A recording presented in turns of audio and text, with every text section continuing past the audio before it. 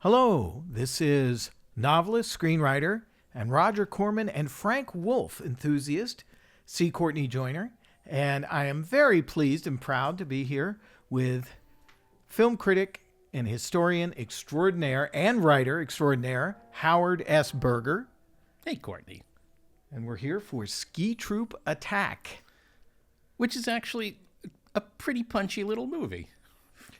Considering the complete lack of funds and everything else and the way that this film was made, and it was done really to kind of take advantage of the fact that Corman's company, this was for his own film group, was in South Dakota to make Beast from the Haunted Cave, directed by Monte Hellman.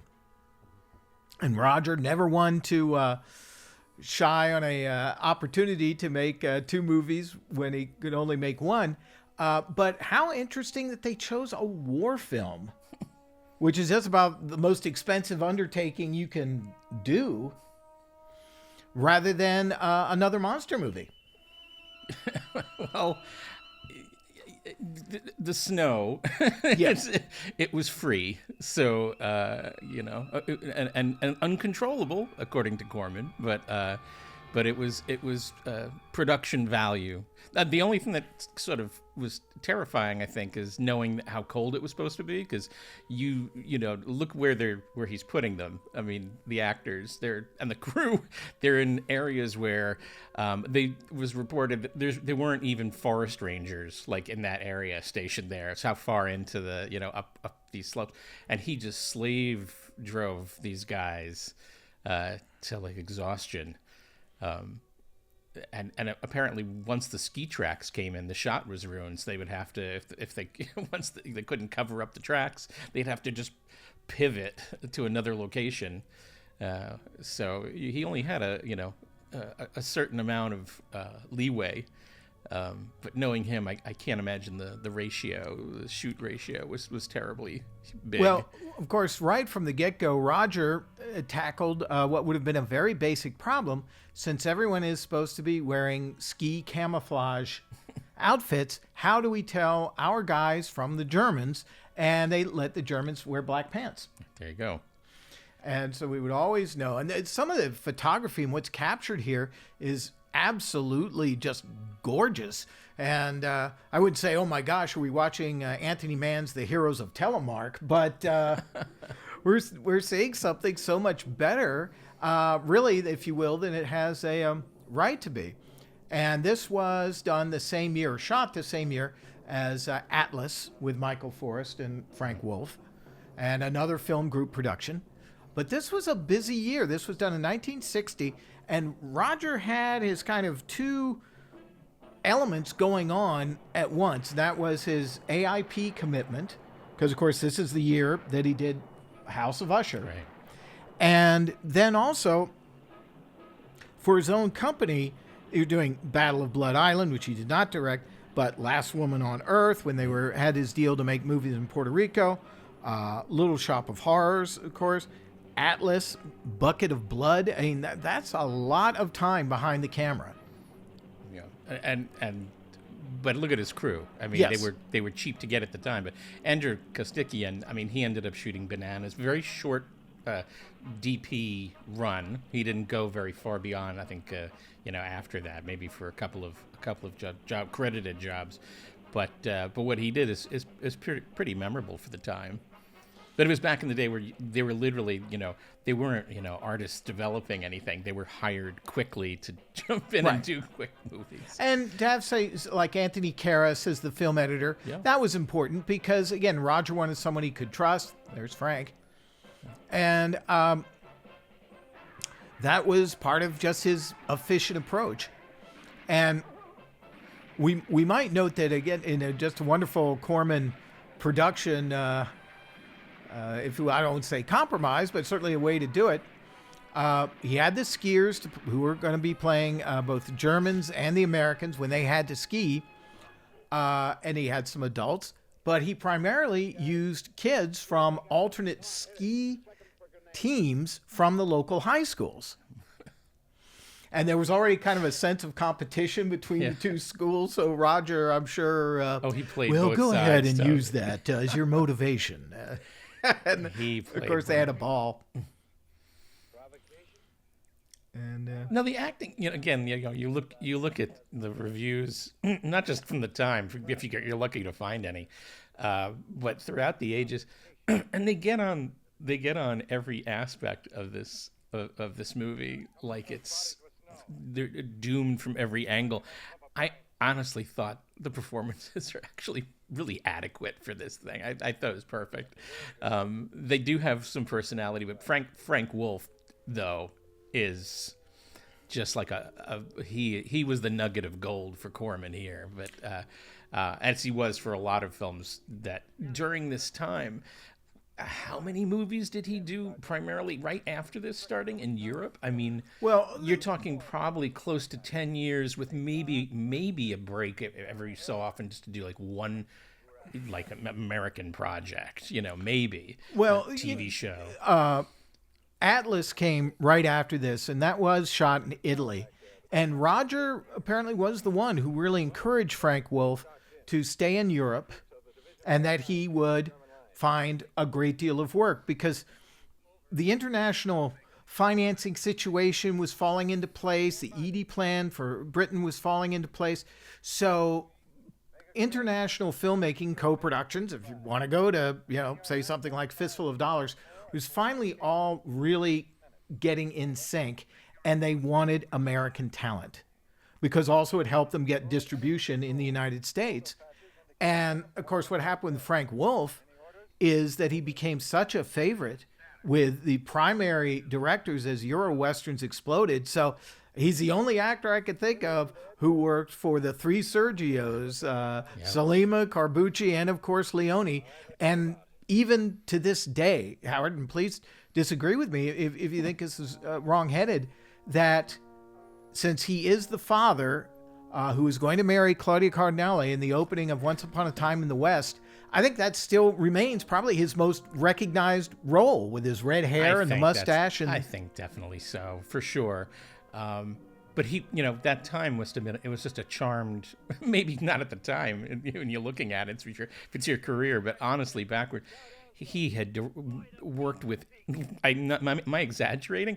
Every single, maybe with exception of one or two, of the greatest and even not considered like major European or Italian directors, but seriously a great majority of extremely well-known. He worked with Mario Caiano a couple of times in two very good films.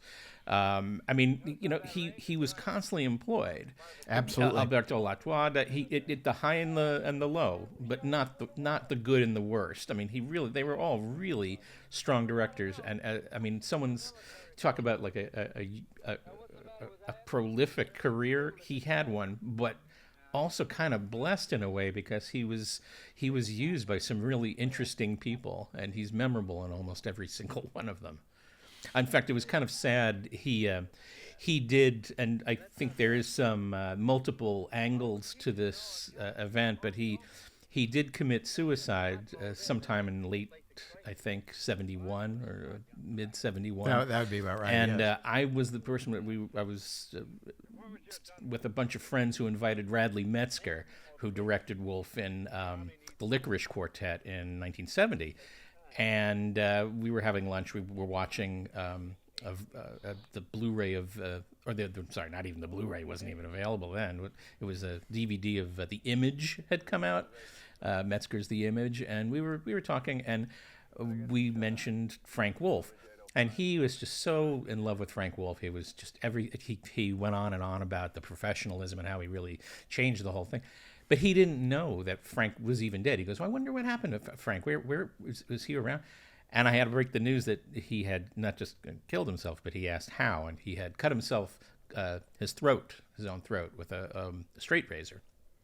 And Radley cried. He started crying, and he was not prepared, I think, for that kind of like immediate response. The news was tough. Frank Wolff had a really good reputation with directors. He did, and had a very good reputation with his fellow actors. I very recently was speaking to a good friend of his who knew him in Europe. But they also knew that sometimes poor Frank, of course, this is before really the treatments and diagnosis and things, but that he was prone to depression. Yeah. And unfortunately, his marriage did not go really the way that he wanted it to. And his wife divorced him and ended up marrying his agent, which I'm sure he just saw as a double betrayal. Yeah.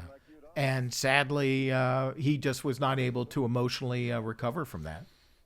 Yeah, and it is a tremendous loss. I mean, the rate that he was working at that time and how, standout he was. Like you say, you mentioned that he was in Once Upon a Time in the West, and then you watch it and someone has to maybe poke you and go, that's Frank Wolff. And absolutely. You'd have to go wait, is it? Wait, what? No. Is that? He totally would disappear into a character. And when he didn't, you usually kind of knew that there was a little bit of a wink and a nod to his performance. Certain movies where it was obviously quite ridiculous. I was told Frank also kind of, sort of played that up a bit and acknowledged a sort of tongue-in-cheekness to certain parts. But there's no trace of that in the Leone film at all. No, but there is this lighter touch, and he's wonderful. In The Great Silence. Yeah. And but his participation in the major Euro westerns of the time, like another great character actor who was a friend of ours and a wonderful favorite, Aldo Sambrell. Oh. And Frank was part of the fabric of those movies. Completely. Yeah. No, it's really a shame. I mean, to see what he did, how many memorable films he did inside of, 6 years maybe? It was remarkable. I don't know. But Roger was right. Roger was the one who encouraged him to stay in Europe, and then he knew that he would find a great deal of work, and he couldn't have been more correct. But he always did have either one TV show or something, or one major American film where if it wasn't filming in Europe, you'd see, all of a sudden, he'd be back for it, Yes. know? But yet right around that production would be, 3 beforehand and 3 immediately following. I mean, it was just an incredible output. But he never, again, it's a very impressive actor because he never floated, He never just was plugged in and did it and left. I mean, he was always searching to be the center of the frame, Well, and in this particular film, this is, if you will, very much the stock character. If it was a bigger movie, this would have been James Whitmore, or if it was Sam Fuller, it would have been Gene Evans. This is the old style hash-striped sergeant who knows it all, and then actually gets in trouble for being overly confident about how to tackle the Germans. Yeah, he screws up the same way 5 times. Yes, he does. Damn! And starts to irritate he takes the Michael Forrest. Well, though, don't you think? Yes. I'm pretty. He was okay, damn. You'll see him I can admit when I'm wrong. After I blew up 5 people and risked, That's actually a nice plot twist that we're going to be coming to. And Michael Forrest, who we've seen consistently in this shot, he was an interesting actor. He was just this stunningly handsome guy, and he had that deep voice and everything else. And he's from the Roads Reason, yes. those guys, that kind of but I think he was not always allowed to really show what he could do. And even as a light comedian, he I remember very specifically for fans of the Dick Van Dyke Show, Michael Forrest played the role of a Catholic priest who Laura was once in love with and invites home for dinner, with Rob unknowing that he was now a priest, and he's eaten up with jealousy. And Forrest, he's very good in the episode. Also, if you see that particular television show, or of course, where he's the star, one of the most famous episodes of Star Trek, there is a Greek god. He was very tall. Yeah. And you see him on like the Dick Van Dyke Show. Dick Van Dyke is tall, and Forrest is taller than he is. I'm liking to think that his image was actually used in one of the season's end titles too. I think that gorgeous Greek god. I kind of remember that being sort of flashed for a few seconds. But I can't remember if that's true or it's just my memory flashing. Oh, in the end titles of Star Trek? Of Star Trek. Absolutely. Yeah. Yep. With the crown. With the crown, yeah. Yes. Yeah.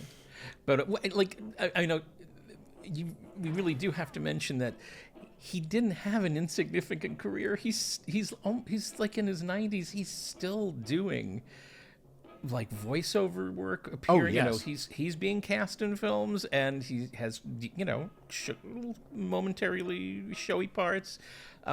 He's done about 300 like credited performances and a lot of like anime voicing and things like that. So he didn't have like a 4-film career like some of the other actually fairly talented actors in this movie had. But he went on and is still on.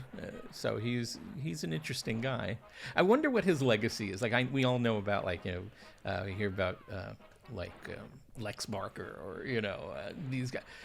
Did he leave some sort of some sort of scandal-ridden? Either scandal, no. I mean, like just like what's like the impression that people got from working with him is always got kind of.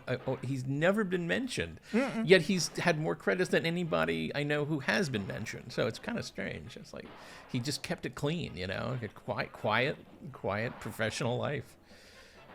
This was a very classic Corman technique there that we saw to do that run through with his beautiful panning, and then also they did it twice with a closer lens, literally passing by the same trees, which are now indistinguishable in that tighter shot.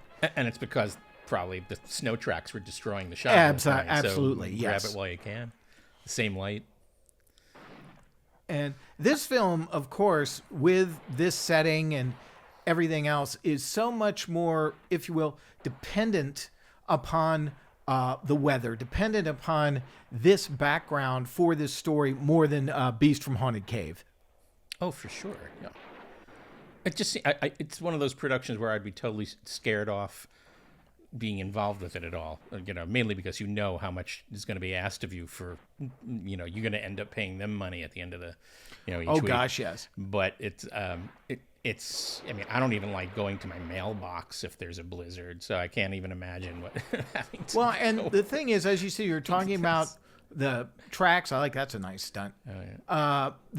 The tracks in the snow, which of course any elaborate ski sequence, the ski sequence in The Spy Who Loved Me, for example, that is always the biggest concern, is you kind of really only get one try at it unless you have a lot of money and you can cover up the tracks with an artificial snow machine, or the time just to hang around the Swiss Alps or wherever it is you are until the snow covers everything up again. So it's very, very difficult if it's hard to make movies in the desert, which it really is, it is incredibly hard to make a movie in the snow. And for the temperature and everything else, because what we don't think of when we watch these movies, because we just enjoy watching the film, you have cameras that are freezing. You have moisture getting onto the celluloid, and on and on and on. Where are the generators to run the sound equipment and what have you? Very difficult. Now here, Howard, this is something you and I have talked about quite a bit.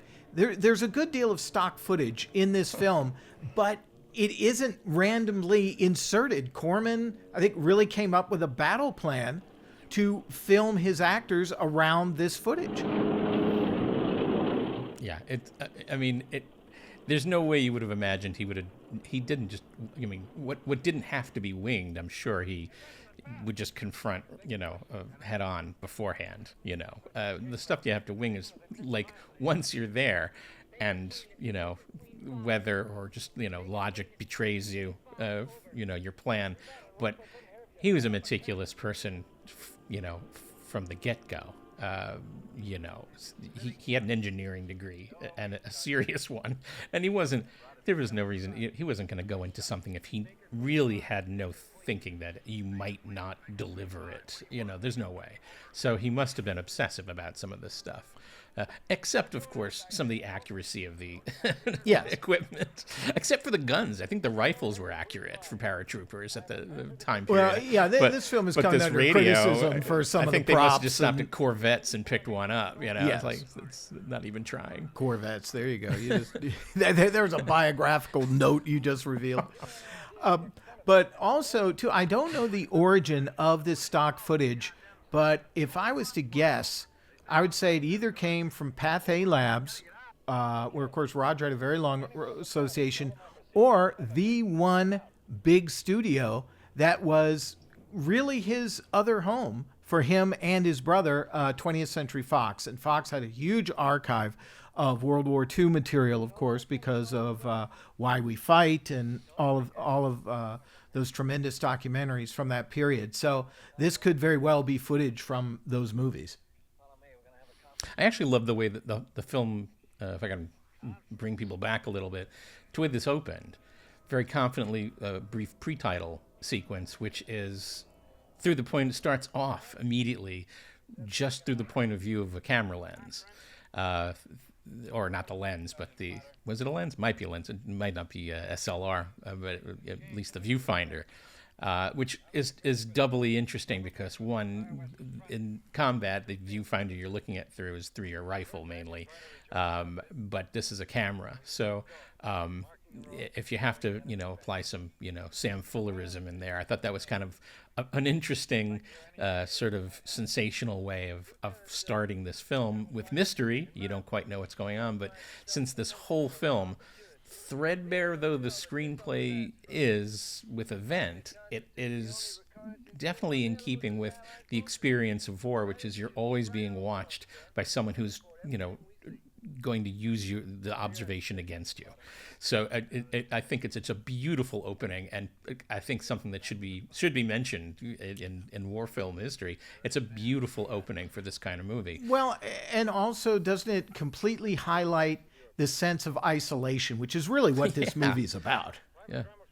And, but also, Howard, here we are, we're watching this film. It's made for limited funds and everything else, but on location. Say, unlike Sam Fuller's brilliant steel helmet, which confined itself to a stage for a lot of it. And of course, that was an economic thing. And Sam said, okay, how do I do this and do it brilliantly? And of course he did. And he came through with the money from Robert Lippert. But here, these guys are actually out in the mountains. And it's, obviously it's not, they're not facing the Germans on the European front, but they're in South Dakota. But you're facing Roger. You're facing Roger, exactly. So, I think that equalizes it sometimes. And, here's another use of the footage and everyone observing these explosions and what have you. In fact, one reviewer at the time called this a stock footage celebration. And I think that was a little cruel. Right, because it's not random. I mean, it is not at all. It's really efficient, and again, the cinematographer is actually shrewd enough. I mean, working with Roger, I'm sure is guiding him particularly, but there's. It's a montage. It fits, diametrically. The lines, the geometric lines of the compositions. It works, in a montage with them. It's not like you're cutting to some, completely dreary, uninspired, pre-student film, shooting. It's actually fairly shrewd. There's some dynamism here. I really don't see the need for rancor when I'm reading about it. I'm like, really? Did they watch this? Like, I think what they complain about is mainly the fact that this was in public domain for so long. The print that had been used, it was already like a codolith. It was like there was no grays. It was just like white or black. They blame the sound recording. It's not the sound recording. It's what happens when you have to continuously transfer the same soundtrack on degrading prints, for decades. I think people and this happens with a lot of the European films. They're transferred haphazardly to VHS, and people think they're terrible, but they're not made that way. They're films, and it's just a lousy transfer. Thoughtless, limitations of the media at the time, or the people in charge of the media more so. But this actually looks pretty good, and it's fairly dynamic, and it moves so fast, and it's just so nonsensical. Why would you even bother picking out? It's not a documentary of the war. It's Ski Troop Attack. It's Ski Troop Attack. And now you just mentioned something I think is really important to point back to, and that is our music score, which became kind of a favorite. However, what Cats does, the use of percussion and things like this. I mean, there are sections of the score which, of course, had been in Bucket of Blood and Little Shop of Horrors and things like that. But this material, with all this dynamic paramilitary beats behind it and everything else, I can't believe that this was just completely used whole cloth from those other movies. Well, Cats had that's why we talk about this all the time. I was thinking it had to have been like a major session where he felt like he could just sell this music off and maybe in chunks or something like that. I mean, Charles Griffith said that he resold this like 7 times, this score. But I mean, I don't recall certain cues like this in Bucket of Blood, but it could be there. I'm not, definitely not the expert on that. But I do know he was a major innovative jazz cellist and arranger, and he did arrange martial music for the military. I mean, he for certain groups of the military, he was the guy. So he does have that background. But the way he would work it in these outrageous sort of jazz compositions, he's just really phenomenal. Again, it may not have cost a lot for Roger to acquire it the way he acquired it. I don't know how he did that, though. I don't know his deal with Cats, but honestly, it adds such gravitas, such an unusual, the whole opening, the cues used in the first 20 minutes of this make the film feel totally surreal. And without any of the wonderful but funky comedy shadings that you get in Little Shop of Horrors and Bucket of Blood. It's not there. It's an odd assertion. I'm sure what he did it very fast. And yes, there was probably a little bit of salterizing, if you will, of doing some of the cues. And of course, we should mention Cats also had a very long association with Elmer Bernstein. Yes, and who's also a great jazz man, and can be seen in The Sweet Smell of Success. Yeah, that is interesting. A perverse appearance, I would imagine. And this is a very, very good scene, and it's filled with tension, and we've seen it kind of done many times. But what I love about this, we'll see as it progresses, is there is no, if you will, cliched turnaround for this German woman who suddenly decides, oh, the tall, handsome American is just what I need, come to bed with me or anything like. No. Well, this is Charles Griffith. That is that's his label, his signature. Well, also 1960, I think too, we could look at what was happening in literature at this time and the explosion of men's adventure in literature. Of course, this was right around the time that James Bond was exploding, and Ian Fleming. But more specifically, I look at Alistair MacLean. Oh, most definitely. And I think there was a lot of impact here. And in fact, interestingly, when they made the movie of Guns of Navarone, which was after this, the female characters basically didn't exist in Alistair MacLean's book because he said this idea of these romances popping up in the middle of these battle scenes is ridiculous. Yeah. And he was referring probably pretty much to movies like The Naked and the Dead or Battle Cry, the Raoul Walsh films. But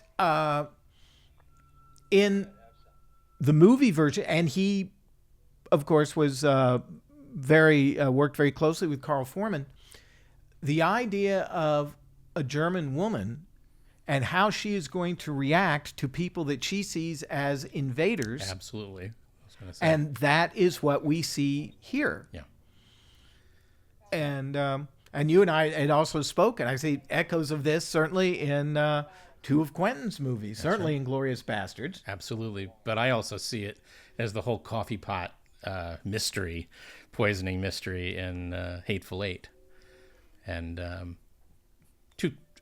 obviously, I mean, I think it's more of an affectionate nod. Yeah. Yes. And talk about jazzy. If anything, there's like it's like his little fantasias on each idea, which is it's never a direct replica. It's always something that kind of he finds a way to augment it. So it's just a sweet nod because he actually does both ideas justice by sort of playing with it a little bit too. I think one of the greatest examples of that ever in history was Marty Scorsese and Paul Schrader saying, "Gee, we should do our own version of The Searchers." And of course, out comes Taxi Driver. So I was, Now, this scene really shocks me still. I love the way this sort of turns out. And Sheila Noonan, not a long career. It's mainly in like this Bucket of Blood and I think the Monty Hellman directed one, Piece from Haunted Cave, that they were shooting at the same time. She was in all those, but she was also in, and would I love to corner her about this one, the Jerry Warren Incredible Petrified World, which is something that the movie would screen on like Saturday mornings in New York, and I would get phone calls from my friends who I'd told them to watch it for some sick reason, and they would be like angry. I was going to say, did they remain friends after? Well, Jerry Warren credibility was strained, I guess, but not to me. I mean, I was, but she also, I'm actually surprised she didn't turn up after this, because she had a really good look for these kind of things. Great look. She's very pretty. And the thing is with this scene, what I like is here she is, you killed my chickens. This is so naturalistic because this is exactly what would happen with troops who don't have food and they're trying to, and they want to keep moving. But of course, here is some shelter from the snow and all of this. And she is just astoundingly defiant. Yeah. Well, you know what it reminds me of is Sam Peckinpah's Cross of Iron. Absolutely. When they go and they find the Russian women soldiers. And it's that kind of, true, unyielding, honest portrayal of what they would probably be like. Well, I just want to point out real quick, if you notice the close-ups of her that we just saw has grain the size of Volkswagens floating in the air. Most probably that's an indication that they never shot a close-up for it. That she was. Then they just blew it up. They just blew it right up boldly, but. Well, this is the thing. You actually, jump my theory is that I wanted to bring into this, and this is a perfect place, is this really is, in a bizarre way, Roger Corman's Cross of Iron. Oh.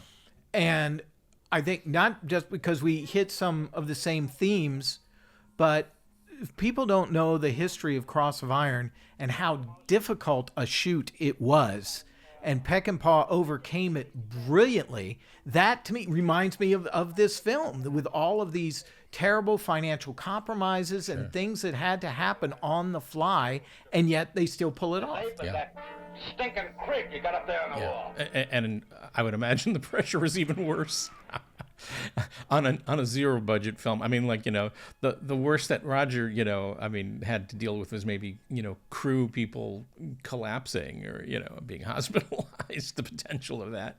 I know they had a near miss with an accidental avalanche that was set off, which everyone sort of talks about. There's like two punchlines to that story. I think one of them is that he, I guess the bullhorn, he was using a bullhorn to, put direction to these skiers, and he it set off like a little avalanche, and scary enough that one of the stories was that he yelled to the skiers, just get out of its way, keep going, don't stop, or the other one was stop that avalanche or stop that snow. I mean, it's like, that's the kind of, and he was totally mercenary about it. It wasn't like he was joking to them. He wanted the shot, it's production value.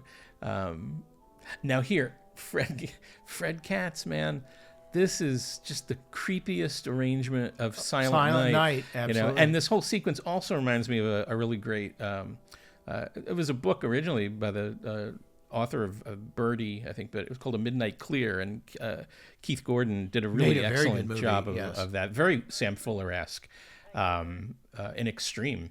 But this sort of has that same very intimate and wistful vibe to it. And I think that's another thing, which is, again, you got to give huge kudos to Charles Griffith, who I thought this was a terrible script. I mean, he definitely accepted a lot of blame for things that I was kind of confused, as I never thought that you could be blamed for something like this.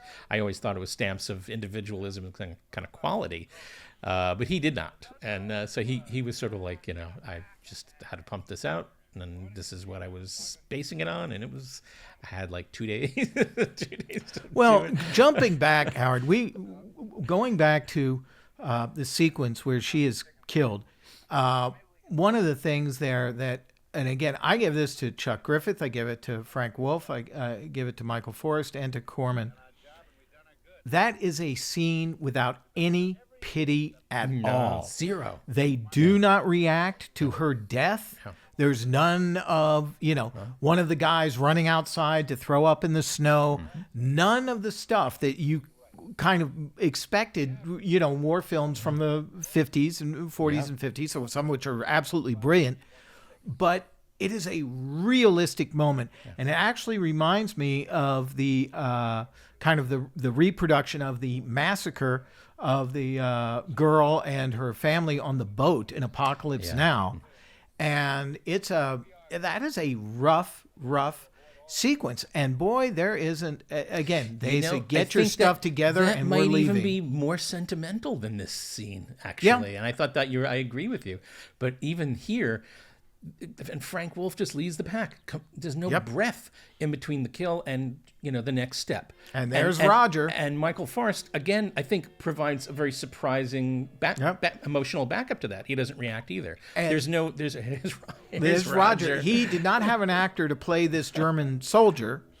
So he did, but he mauled himself like the day before he was supposed to. He was a ski instructor who I think was German, and he thought Roger said, I thought that was production value. I thought, I scored, and then I think he broke his leg during some kind of ski thing. And there, we just had a very nice German dub job for Roger. Robert, And here they go. But again, notice the black pants so that we can just visually separate everybody. Right. In the 1970s, my sister was working in a movie theater, and the manager of the theater was a very, very nice man. And he gave me just a massive stack of American International Press books. Oh, man. And in the 70s, they had leased this movie for Corman, and they were actually putting this thing into drive-ins. It was like with all those other AIP, Jet Attack, and Armored Command, and all of those things, usually with guys like John Agar, Alex Gordon producing a great many of them, Eddie Kahn directing quite a few of them. Yep. But they would stack those as like 5 in a row, spend the night with John Agar. So your choice is spend the night with John Agar or spend your night with James Bond, right? Or Planet of the Apes. I could spread myself out for that. But since 5 of those movies were equal to the time of a normal double feature, not bad. Yeah, not bad. But that just shows that they just would play these things until they dropped dead, until the prints were shredded, and they just didn't stop with them. Yeah. And obviously, there were still audiences for them. Yeah. Now, some of this stuff is really wonderful. These guys are really good. Yeah. And these are the professional skiers that Corman hired, not just the young high school kids who were from the alternate ski teams. Right. See, I don't think Forrest is bad at all in this act. He does exactly what I expected of him. I mean, there's always this sort of a pride that these actors do at really trying to emulate the more popular war film performances, and I think they were all trying. This was their audition reel. I think a lot of them felt really lucky to have gotten any of the parts in this thing. Absolutely. Because, like you said, they knew at the very, very least the trajectory of some of the other guys that were getting acknowledged and getting at least screen tests, if not contracts at least. But I think that they were really they knew this was going to be seen for at least 4 years. No, that's right. Absolutely. In some condition everywhere in the country. So you could always say, "Oh, I'm in Ski Troop Attack," and it's and you could point even to it's still playing, perhaps. So I know that's something that certainly Jack Nicholson considered. When he was working with Corman, because he was not a success for 10 full years. Absolutely. Or more. And here, now this, ouch. Yeah, some of these stunts are really impressive. And with Roger and this cast, guess what? They just didn't have any choice. They just did it. Yeah. And I love these hand-to-hand combat scenes. And we're seeing it shot by Roger in black and white in this very rough, sheer cliff face, surrounded by snow. And Howard, I blink my eyes, and it could be Brian Hutton. It could be Where Eagles Dare. Absolutely, sure. Well, he was a similar director too. Everything had to be to the plan. He was one of these guys that I think fell into, hardcore action, like that, big scale action films. That was not a trajectory that you could sort of see coming in Brian Hutton. Oh no, absolutely but not. He had a reputation for being extremely precise and prepared, and just a wonderful earthy personality. I think he was a Bronx boy, so my mom knew him. So he was a Bronx boy, and a lot of charm. And he was an actor also before going. Yes, he into was. So he took everything very, very seriously, and he saw directing for him was the step up that he wanted. He didn't want to have to be responsible for any other performance by himself. He wanted to kind of sculpt others, and he just jumped into it with a very similar attitude. I mean, there's a certain expectation of why you cast somebody, once you cast them, and I think that casting was a shrewd, very shrewd by both directors, and also the way it's framed. It's economical. Absolutely. Although Roger's not using really there's no green screen, whatever. No. There's no, as Clint Eastwood used to refer to it as where doubles dare. And this, again, look at these landscapes. My gosh, look at it. It's incredible. Yeah. And I love that shot. Yeah. I think it's just so wonderful. And they're completely clean around it. So we know they had not done it, 3 or 4 times, or if they did, they had to cover everything up. It's just wonderful. And getting to the perch where they can actually set the camera up for that shot, that in itself was an enormous physical trial. Yeah. And they just keep doing it. And then again, there's a big difference, as we know, between doing this way and doing it in Bavaria and at Pinewood Studios. Sure. And look at this is just wonderful. And of course, this is Roger saying, we are here. Get it. And let's get this. Look at this. And it just, to me, it just makes me weep for the fact that this movie is not in color. Yeah. Again, either way, right? I mean, I like in color, I think the best thing I've ever seen like that is Edward Dmytryk's The Mountain, the Franz Planer. Oh, it's a beautiful movie. But I definitely think that this movie I think they studied it because the geometry of what they're shooting, where they're shooting, it's very Franz Planer. I mean, these are almost signature compositions, mainly because not many cinematographers had the chance. There weren't many projects. Mountain projects usually died at the box office, notoriously. Look at this, the frozen waterfall. It's incredible. I just think it's just, it's just very smart, location work. And also, too, we mention it in passing, but let's not forget, anybody watching this and realizing that Roger Corman at the very same time was producing another movie that was shooting. Yeah. So Monty Hellman is there with Beast from the Haunted Cave. Great movie, too. And here we go. This is a really beautifully choreographed Now, I fight. know that Charles Griffith had said that Roger always demanded only one thing from him as a screenwriter, other than getting, a 70-page script done in a weekend, was that every page had to have not just a beginning, a middle, and an end, but it had to have suspense or death, something that could, come to a conclusion quickly and grab you, prove it, make a point, move on. And you're talking 70 of those. So yes. You're watching. That's why these things, again, of course, seeing it under optimum conditions, good print, that's not going to happen. It was these movies suffered because of the fact that there's even less money going into its distribution quality than it was going into the production quality. So, I just think, kudos, because this is a continuously exciting film. And there's not much, even The Mountain doesn't even have that, entirely. Well, we're seeing something here I think is very noteworthy, is we actually saw some very significant muzzle flashes.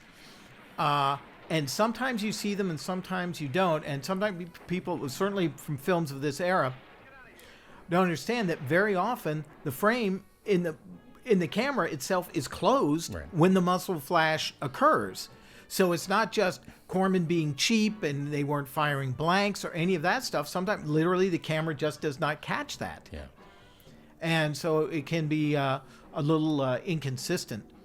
But what it is catching is a snowstorm that's starting. Yes, absolutely. And Corman was terrified. He just thought they were And all there gonna, it is. And he thought they were all going to die at some point because it kept snowing.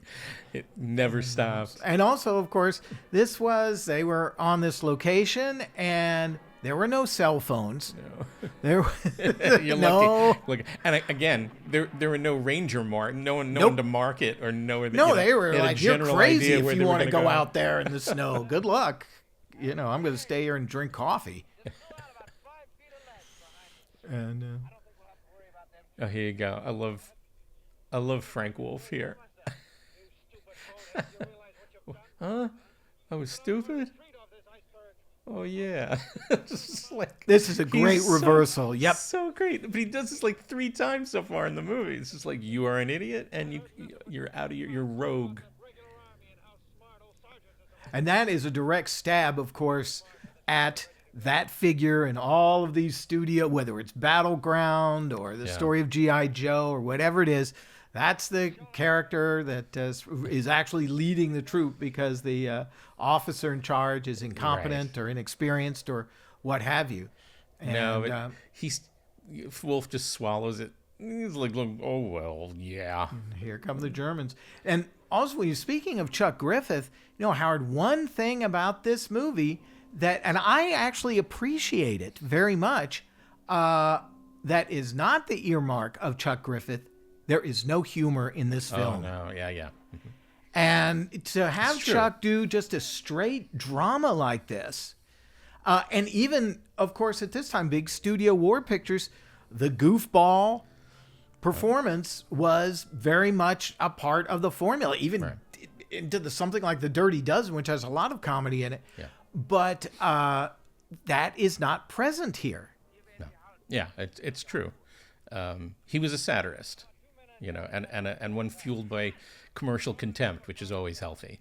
So he was really one of the most confusing screeners. People didn't quite get the deadpan, the fact that it was trying to be funny, and I think that was always an advantage to him, or at least whatever was used. I mean, I personally, his when he directed, I thought it was gold, but when it was another director, even someone like Roger, I think Roger was just concentrating on like the dramatics of the situation and not the subliminal intent, that Griffith was putting in underneath. And I love those kind of collaborations where each person is just allowed to be themselves because the other guy just needs the freedom to do what he's supposed to do. And so Corman attacked these movies with this very serious Freudian, intellectual and just this straightforward approach. No, I agree totally, because just like, will this sell?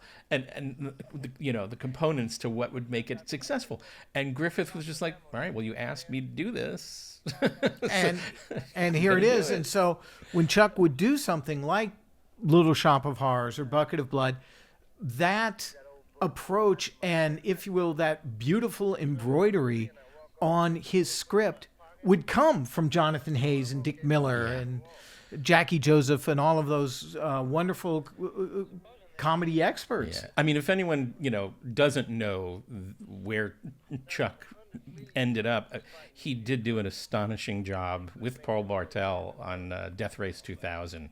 I mean, that is an example of something where you go in expecting an action film, sci-fi action film, and even when I saw that film in the theater when I was maybe in 4th grade or 5th grade, the humor hits you at whatever age level you're at. And the social commentary. And well, that's something where you don't grow out of that movie. You grow up with it. So as you mature, totally. You suddenly notice the lit, like you do with the Bugs Bunny cartoon. Mm-hmm. There's cultural references I'll never get. Ever. And then all of a sudden, like, as I'm getting older, go, wait a minute, I get that. I didn't get that before. 30 years ago, 40 years ago, 50 years ago. Because here we are under the age of 10, watching something created by guys in their 40s. Right. And they actually had a little something to say. Yeah. Again, so, that's why, if you're a war buff and you want to go and rag on something, I guess you could pick any movie, really. I mean, I remember, the movie Battle of the Bulge, which is what this is taking place during, was notoriously lambasted for being almost the most consistently historically incorrect war film ever. And yet, where is that film unentertaining, unenjoyable? Absolutely. You have to just either suspend belief and go, okay, this isn't a documentary. Let me just hugely wallow in this expensive movie, Battle of the Bulge, and look what it also gave birth to, because shooting in Spain. And all of that equipment, and that is literally how the Rat Patrol was born. Yep. What do we do with all of this stuff in Spain? Which, I mean, every episode of that, how far different was it from this? In production ethic and dramatics. Oh, well, I'm all about the Rat Patrol. I even had my similar. Christopher George hat. You can't. I hate you. Wow. Yeah, that was one of my favorite movies growing up. Movies, TV shows, because it was just nonstop. It was always there for me, But minimalist. Absolutely. And you never thought so. It just didn't come off that way. You're going to shoot in the desert? That's it. What else do you need, Well, I imagine while they're shooting this, Michael Forrest or Wally Campo or somebody probably went to Roger and said, Roger, Jesus, it is colder than hell out here. Can we do another interior scene and whatever? Well, no, actually we can't. So that was the end of that. And it's just Wally Campo, he was only in like 5 movies or so. He's so good. He's wonderful. He had the markings of a absolute character actor.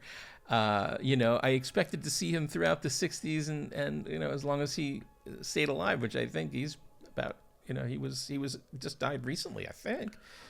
And here Roger is almost using 100. The John Sturges trick from The Great Escape with the goggles on the Germans so that the same stuntmen can be German officers throughout because their faces are hidden, a la Steve McQueen riding the motorcycle that he steals himself in The Great Escape, and he plays the German officer. Now, this bridge sequence is pretty novel, too. This bridge sequence is, I think, really, really impressive. And, of course, it's an actual location and all of that. And in many ways, because there's a lot of tension in the way it's structured. And I think of Raoul Walsh's Manpower going up those wonderful power towers, and also the way Don Siegel approached the trestle bridge scene blowing up in Two Mules for Sister Sarah. Oh my God! Well, that's hard to top. Oh, it's impossible. But here they were at this practical location, and let's use this thing. Now, I'd say one thing that they do kind of fudge a little bit, but it was rather typical of war movies.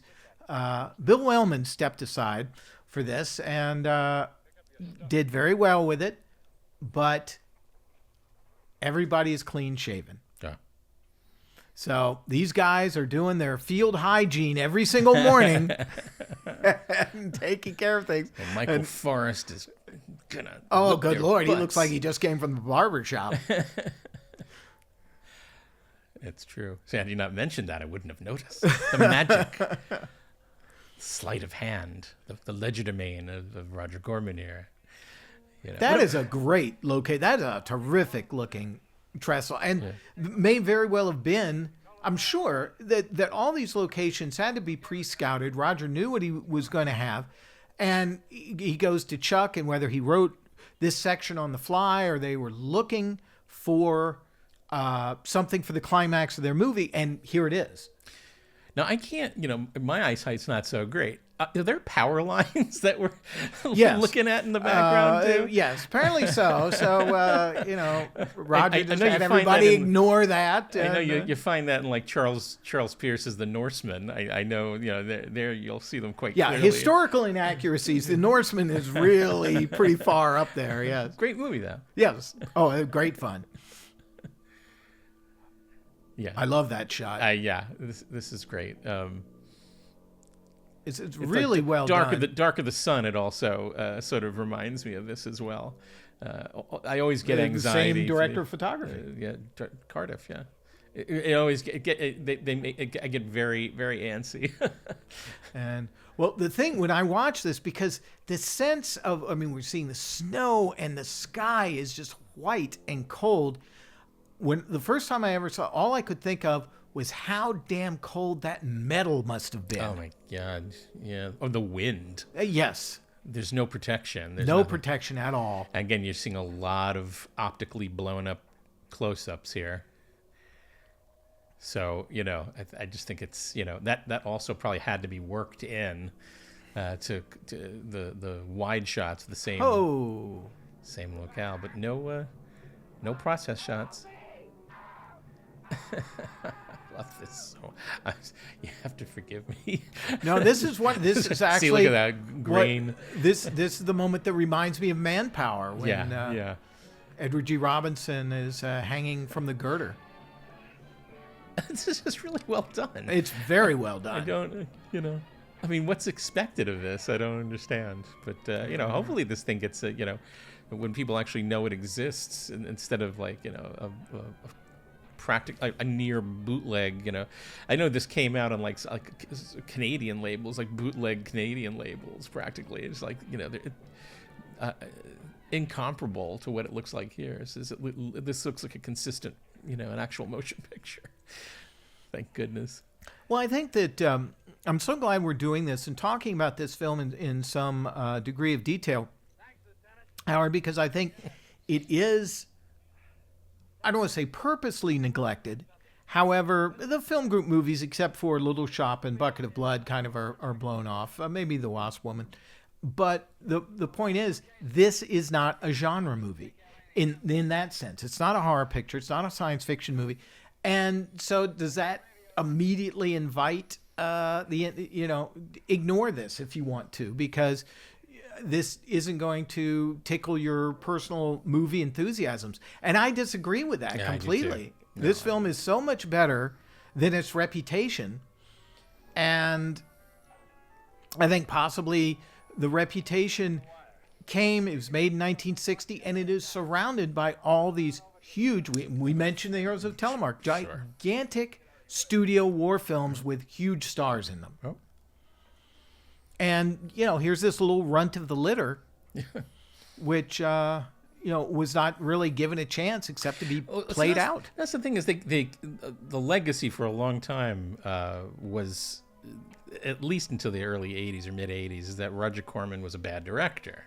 The films were bad, and they were laughable, and they were, oh, look at how he accomplished this. What a joke.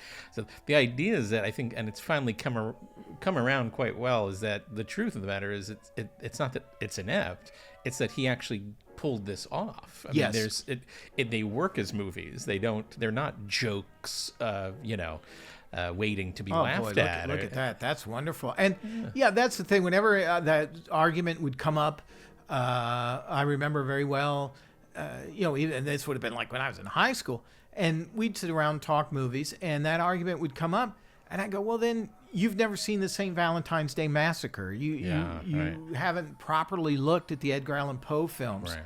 Or and I was completely obsessed with Not of This Earth. So I had a 16 print. To equalize it a little bit, I mean, there was, it's like I still remember this like I hit a brick wall at 100 miles an hour listening to the audio commentary from Dale Dye, the military, icon now, in cinema.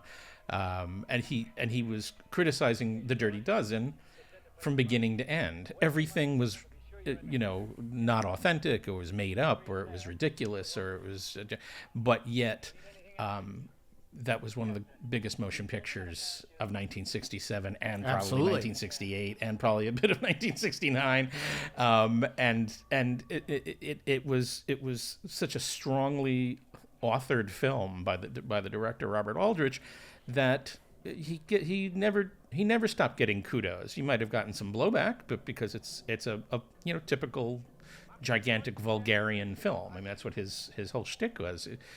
But he was a genuine sympathetic person to humanity's, its own eating itself.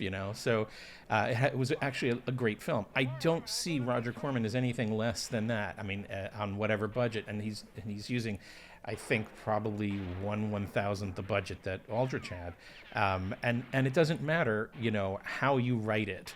It's the outcome. It doesn't matter that it's made with $80,000 as opposed to $80 million.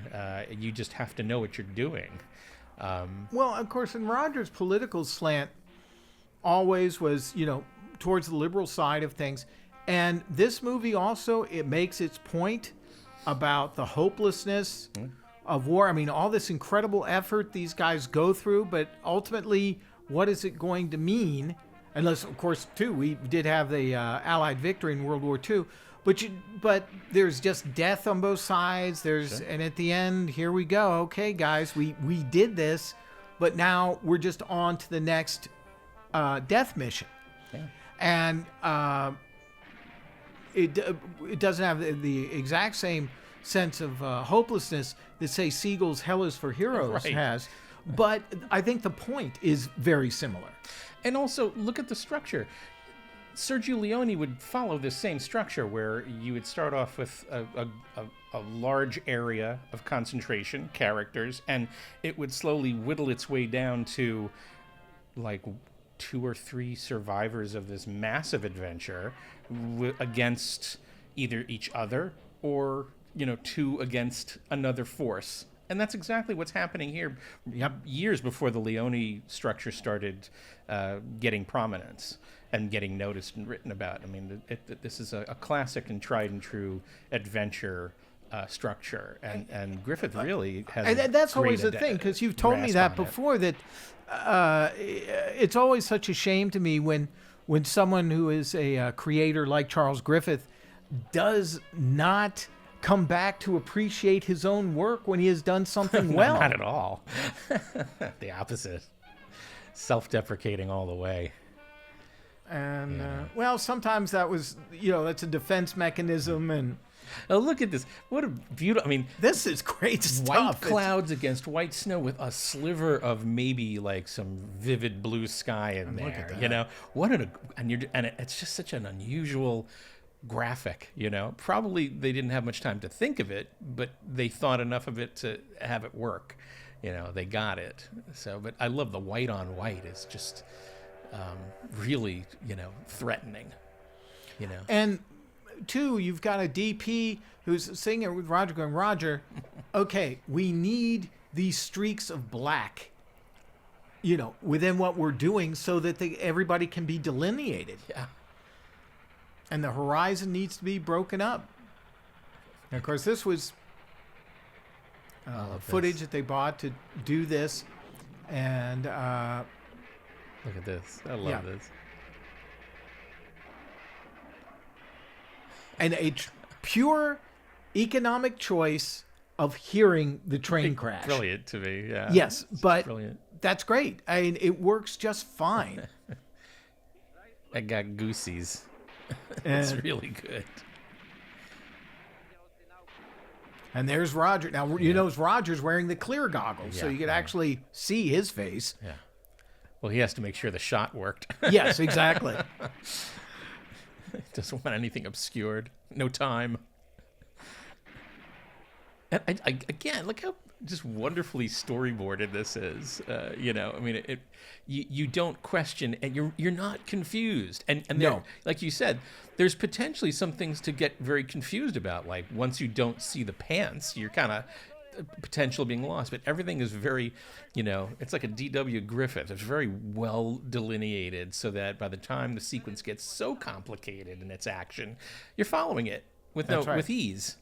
And it's really getting, it could very well get confusing, but it never happens. Well, that's always been something that, to me, certainly in a lot of movies that we see now, how action scenes are very often they're done with shaky cam and things like that, and there's a lot of energy within the frame, but you can't tell who's doing what to who. Right. And to see something like this that is just so, it is methodically planned out. And also one thing too, although we noticed that tracking shot and it was done twice with a closer lens, there's very little repeat, at Right. least for our eyes, of setups Yeah. within scenes. Yeah. Look at this. Every other shot is a different angle. Yeah. It's remarkable that they were able to achieve this in these circumstances. And he even uses this whole thing with the actual dirt, what's under the snow Sure. rolling down, and that's yet another thing another detail to sort of like just separate you from what you've been watching previously. These things with the guy sliding down the hill, which is actually what they did do, I think is just wonderful, and because it is unusual, we don't see it very frequently, and here we are, the catching everyone at a distance. This is slightly undercranked. This is not. No, but it is optically printed up. Yes, it is. Even so, the texture is great. It's good to have different texture, especially in a sequence like this. So I kind of welcome the optical zooms. And look how the amount of movement within the frame is so admirable.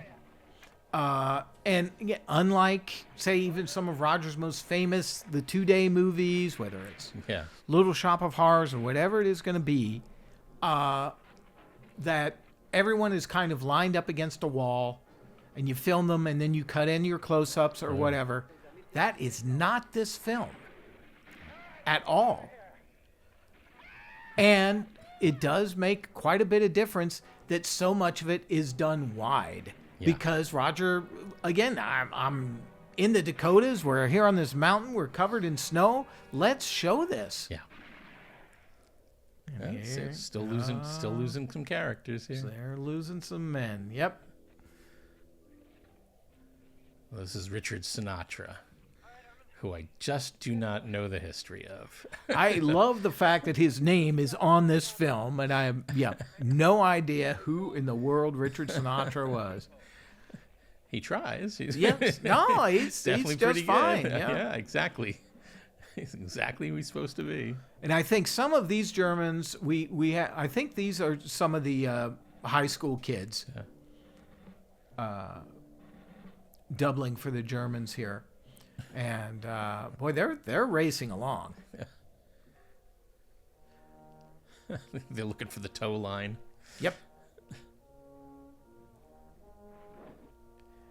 And yeah, this is very strange. This is a frequent occurrence in war films, the scene, but there's something about this one which is like, it has that same sort of like, they don't even think about how to maybe carry him a little bit further. It's like, you're going to hold us up, buddy. See you later. Yep, take it. Hey, finish it, Mr. Bishop. See? Although they don't really finish it. They're just eager to get the they hell just out of like, there. the Wild Bunch, they do finish it. Here, they, more sympathy. There's more humanity in those movies. This one's pretty cold, not just in temperature. I love this Oh, stuff. man. Heaven. Oh, it's so great. They do it a couple of times, I think. Yes, in they this, do. Right? Yeah, it's so good. And what I also love about this, when you look at, say, those great paperbacks from this era, whether it's Alistair MacLean or whoever it is, Donald Hamilton, skiing troops were so frequent on paperback covers from this time, and that's exactly what this reminds me of. It's like, any Fawcett Crest book from that's that era, it. If I saw this at the drugstore, Absolutely, boy, I'd be picking that off the exactly. rack. Yeah, the Donald Hamilton. You're absolutely right. 100%. And how wonderful that the movie does, in fact, touch all of those bases, kind of all those audience nerves. And, again, I keep going back to this because it's so terrific that we're pointing this out on a film that's so unappreciated. I mean, again, like by this point, and you're watching this savagery. Yep. I mean, this is very savage. Frank Wolff. They've set up so well that he's sort of like a Shaq, a Robert Aldrich, Emperor of the North, bad guy, good guy. He rides the line because you could tell he's a sadist. The gladiator like combat here. Yeah. Facing each other and we've seen the hand to hand. They've been using their knives But it's the fact that you now know very clearly the moral difference between these two, and they're the only two left.